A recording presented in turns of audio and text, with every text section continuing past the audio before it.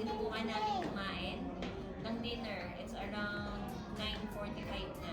So, naglaro kasi yung mga bata sa park. Nagutom kami, tinatamad na ako magluto. Yan, last year lang siya binuksan. Tapos, first time namin dito.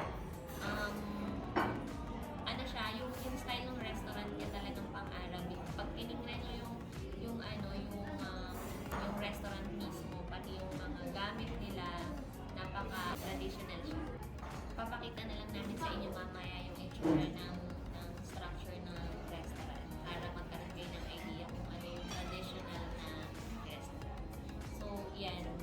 Titikman namin kung masarap pa yung pagkain. Ilalagay rin namin yung link ng restaurant sa video namin sa baba. If you want to try, check nyo yung restaurant and yung menu nila sa online. Ayan. Tingnan natin kung ano yung serve nila later. Ganito yung bahay ng mga sinaunang lokal na Arabic noon. Tingnan niyo yung kisame niya. Actually, ganyan yung bubong. Bubong siya ng mga bahay. Yan. Pagkakita niyo yung pati mga pader, yung pagkakagawa kasi ng restaurant, ginaya talaga sa mga unang panahon. Yan. Siya, mga structures niya. Kasi, dito ay sobrang init. So, hindi talaga pwedeng yero ang bubong.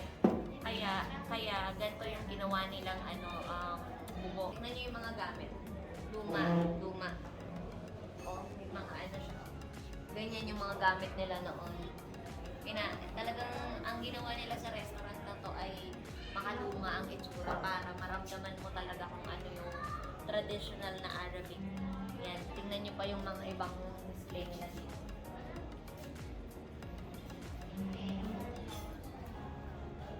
Lutuan. Parang Pilipinas. Ano kaya to? Kiluhan? May baul. Baka may kayamanan. Tsaka ito, correct. Ayan.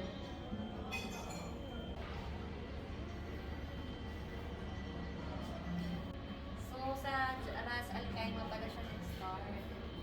Jazeera. You have to try this in Ras Al Khaimah. Siguro kapag kami mas sobrang luma yun, mas tatry natin yan pagpunta natin ng Ras Al Khaimah.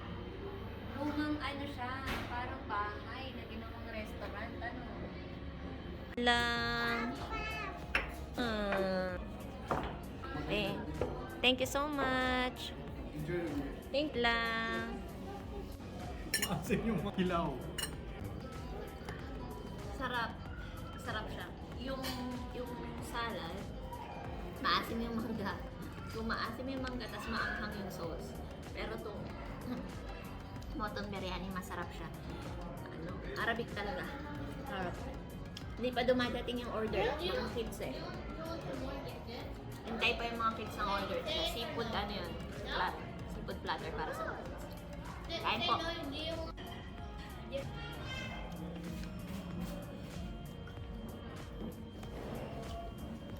Yun, ito po, siguro naman po nahalata nyo na nasarapan talaga kami kasi yung pagkain namin ay naubos. Normally po kasi yung mga anak namin hindi mahilig sa seafood. Pero naubos nila. So, ibig sabihin masarap talaga yung food nila dito. Subukan niyo po na i-try itong restaurant. Hindi po kayong magkakamali. Salamat po sa panonood ng aming munting vlog. Samahan niyo po kami ulit sa aming mga susunod na gala at pagtatry ng mga iba pa pong mga restaurant. Sana po ay nag-enjoy kayo. Stay safe po. Salamat. Bye-bye.